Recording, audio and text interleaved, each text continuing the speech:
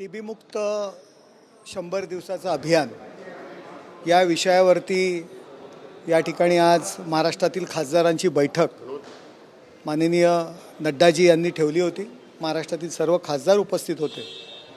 TB मुक्त जे अभियान आहे याच्यामध्ये आपल्याला x-ray machine, portable x-ray machines याची संख्या वाढवली पाहिजे। हे जाहीरपणे ग्रामीण भागामध्ये ही संख्या वाढली गेली पाहिजे, जेणेकरून त्याचं तपासणी होली जाईल। त्याचबरोबर त्या ॲपमध्ये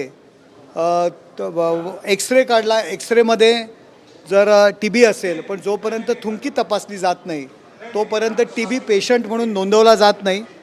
तर त्या ॲपमध्ये बरीचशी माणसं जी धडधाकट असतात परंतु ते टीबीचे वाहक असतात आणि ते थुंकी तपासण्यासाठी तयार होत नाहीत। त्यांच्या एक्सरेमध्ये टीबी येते परंतु त्याची टीबी म्हणून नोंद केली जात नाही। तर त्या ॲपमध्ये सुधारणा व्हावी आणि त्याचबरोबर हे सर्व काम करणारी मंडळी जी आहेत नॅशनल हेल्थ मिशनच्या अंडर NUHM हे प्रत्येक तालुक्यामध्ये, प्रत्येक कॉर्पोरेशन्समध्ये ही मंडळी काम करत असतात। गेले 15 ते 20 वर्ष ती मंडळी काम करत आहेत, परंतु अत्यंत कमी पगारावरती ती मंडळी काम करत आहेत। त्या महानगरपालिका, त्या जिल्हा परिषद त्या लोकांना टीबीच्या कामाव्यतिरिक्त जे काही समजा 100 कामगार दिले असतील तर 20 कामगारच टीबीसाठी वापरतात। 80 डॉक्टर्स, 80% वॉर्डबॉय, नर्सेस हे इतर कामाकरता वापरतात। 20,000 रुपये वॉर्डबॉयला पगार असतो, डॉक्टरला 50 आणि 60,000 रुपये पगार असतो। त्यामुळे 20 वर्ष, 15 वर्ष ती लोक काम करतात। 20,000 रुपये हा मिनिमम वेजेस ॲक्टपेक्षाही कमी पगार आहे वॉर्डबॉयला। त्या पगारात सुधारणा करायला पाहिजे, कारण कामगार खुश, कारण त्यामध्ये करणारा जो वॉर्डबॉय असेल, नर्स असेल, डॉक्टर आहे तो कायम त्या टीबी पेशंटच्या बरोबर असतो आणि त्यामुळे त्याला टीबी होण्याच्या दाट शक्यता असतात, टीबी होतच असते। त्यामुळे ती लोक खुश पाहिजेत, त्यांचा पगार वाढवला पाहिजे, त्याला कन्फर्म ठेवायला पाहिजेत। 5-5 महिने ती ग्रँट त्यांना मिळत नाही, पगार मिळत नाही, तर त्यासाठी सुद्धा सरकारने लक्ष द्यायला पाहिजे। आणि तपासणी करता लागणारे पोर्टेबल एक्सरे मशीन्स असतील, मोबाईल ॲप असतील, मोबाईलवर तपासणी असेल, ॲम्ब्युलन्स असतील, फिरत्या ॲम्ब्युलन्स असतील, त्याची संख्या वाढवायला पाहिजे। ग्रामीण भागापर्यंत त्या ठिकाणी जायला पाहिजे, याकरता तपासणीची गरज आहे। हे सर्व मुद्दे त्या ठिकाणी मांडले आणि माननीय नड्डा साहेबांनी यावरती योग्य तो उपाययोजना करण्याचा शब्द या ठिकाणी दिलेला आहे।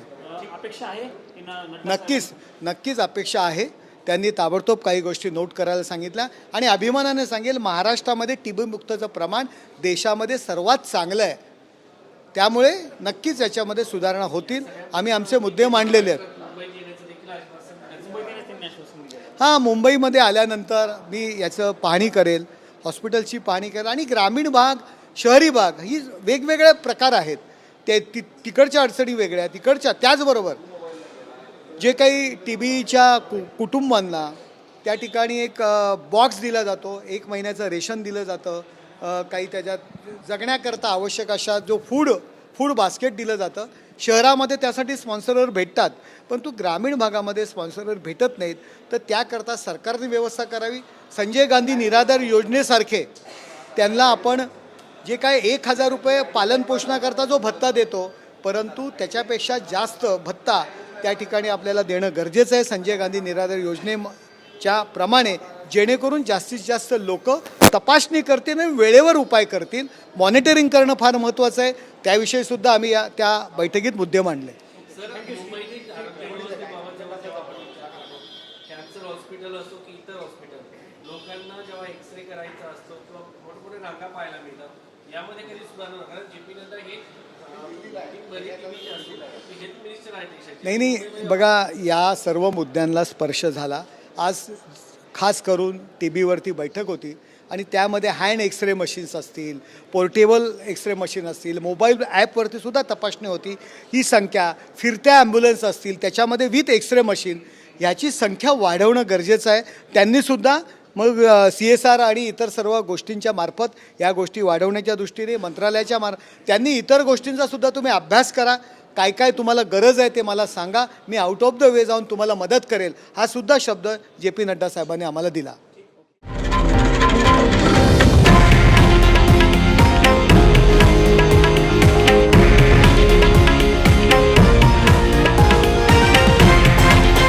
हे आहे देशातील नंबर 1 न्यूज नेटवर्क आणि आपण पाहत आहात TV9 मराठी, एकमेव